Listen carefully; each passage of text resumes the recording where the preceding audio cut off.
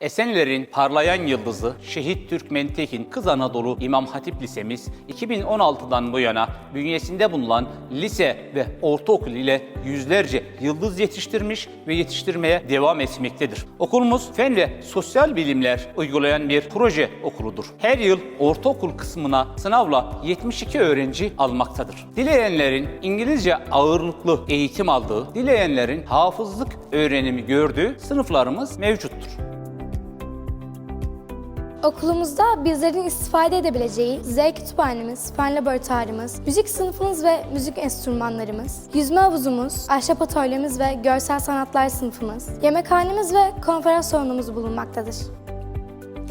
Alanında uzman ve deneyimli eğitim kadromuzla öğrencilerimiz LGS ve bursluluk sınavı gibi merkezi sınavlara en iyi şekilde hazırlayan destekleme ve yetiştirme kurslarımız oldukça faaldir. Ayrıca ilgili hocalarımızla oluşturulan okuma grupları ile öğrencilerimizin kültürel gelişimini sağlıyoruz.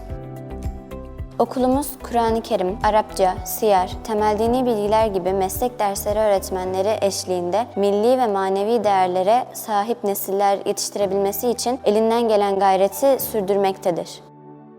Periyodik aralıklarla yaptığımız deneme sınavları ile bizler eksiklerimizi tespit ediyor ve çalışmalarımızı burada yoğunlaştırıyoruz. Okulumuzu diğer okullardan ayıran en önemli özellik ise bizleri kocaman bir ailenin ferdi olma hissini yaşatması ve başarılı bir birey olmamıza her açıdan desteklemesidir.